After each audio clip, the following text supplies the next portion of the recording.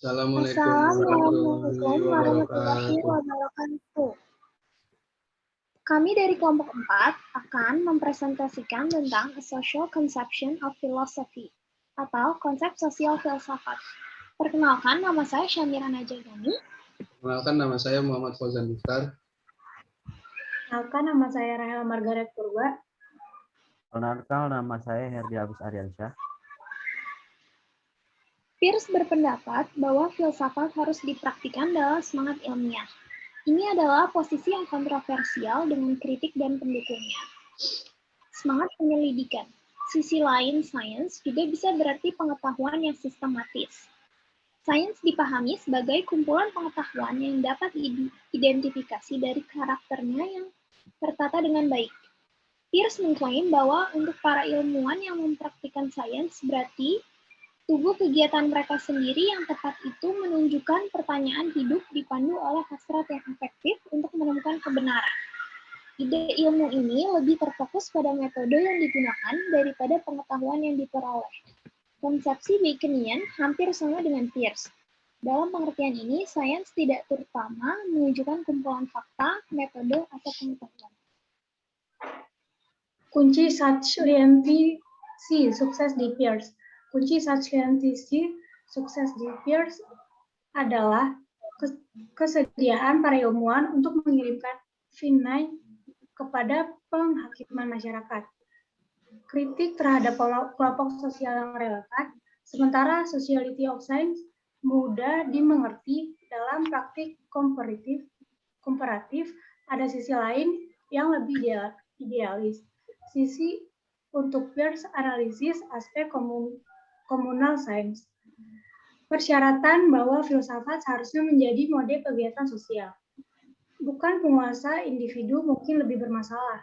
Di sisi lain, panggilan kritik umum dan review rekan sama tidak kontroversial. Paling tidak, modelnya sebagian besar filosofi kontemporer berusaha ikuti. Ikuti bagaimanapun, tekanan yang lebih menarik dari tekanan Peirce terhadap karakter sosial sains terkait dengan gagasan bahwa klaim sosietifi diutamakan di masa depan dan mudah dicabut. Dan yang kedua, antara teori dan praktik Peirce mengklaim untuk mendasarkan konsepsi sainsnya pada kegiatan beton ilmuwan. Namun dia tidak memuaskan dengan pendekatan bagaimana pendekatan ini dapat dikombinasikan dengan aspek normatif dari ilmu. Manusia adalah pemikir yang kreatif. Manusia bagaimanapun juga adalah pemikir salah yang selalu mengandalkan kebiasaan yang tidak dikritik dalam kehidupan sehari-hari mereka. Mengingat banyaknya ketidaksepakatan filosofis seputar konsep kebenaran, pendapat Peirce bahwa sains pada dasarnya melibatkan keinginan untuk menemukan kebenaran pasti kontroversial.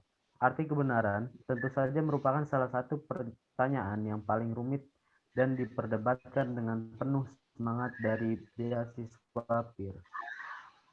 Robert Almader telah mengidentifikasi tidak kurang dari 13 interpretasi yang berbeda tentang apa yang mungkin dimaksudkan oleh Peirce.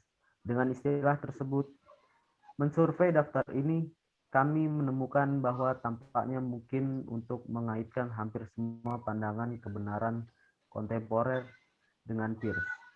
Selama kita fokus pada bagian-bagian tertentu dan mengabaikan yang lain, yaitu ia tampaknya mendekati kebenaran secara beragam dalam hal korespondensi, koherensi, minimalisme, kepuasan pragmatis, konsensus komunal, atau varian atau kombinasi dari semuanya. Peirce beralasan, namun meskipun tidak ada jaminan menyeluruh bahwa semua topik yang mungkin kita pilih untuk diselidiki dapat dibawa ke kesimpulan yang memuaskan, dengan asumsi bahwa fakta apapun akan berada di luar penemuan, tidak dijamin oleh pengalaman. Harapan tentang setiap kasus kemudian digenerasi by Saltus, sehingga dinyatakan sebagai hukum tengah yang dikecualikan, berlaku untuk semua kasus. tanda pembeda pertama dan tidak dapat disangkal yang diusulkan oleh apa yang benar-benar. Penyelidikan matematis adalah observasional. Sejauh itu membuat konstruksi dalam imajinasi sesuai dengan aturan abstrak dan kemudian mengamati objek imajiner ini, menemukan di dalamnya hubungan bagian-bagian yang tidak ditentukan dalam aturan konstruksi, tetapi tidak secara tegas berbicara tentang pengalaman. Ide kreatif Peirce. Pada awalnya, pengalaman-pengalaman ini tampaknya diberikan begitu saja, dan begitulah mereka. Pada saat kemunculannya, sebagai objek yang tidak dapat disangkal, ada di sana terlepas dari kehendak kita. Hanya dalam refleksi, kemudian karakter interpretatif dari pengalaman dan dapat menjadi jelas. Peirce tidak memiliki jalan lain untuk argumen knock-out yang dapat digunakan untuk menolak kritik tersebut. Sekian presentasi dari kelompok kami. Mohon maaf bila ada kekurangan. Terima kasih telah mendengarkan dan menyimaknya. Cukup sekian. Wassalamualaikum warahmatullahi wabarakatuh.